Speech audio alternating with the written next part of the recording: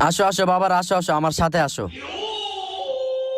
তোমাকে আমি যতগুলা ঘর দেখেছি এটাই আমার শেষ ঘর, আর এটার ভাড়াও কম আছে। ভাড়া কত টাকা?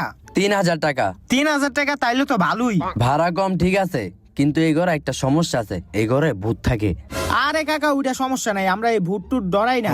না ডরাইলে তো ভালোই, তাইলে তোমরা থাকো। আর আগের বারেরটা ঘরে কিছু মাল সামান রেখে গেছে, চাইলে তোমরা ওটি ব্যবহার করতে পারো। আচ্ছা তাইলে তোমরা থাকো, আমি গেলাম।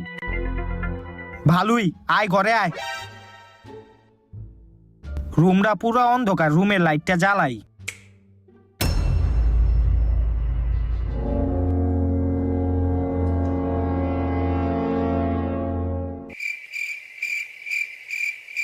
এক লাখলা মুড়ি খায়, আঙ্গু একটু কয়ও না।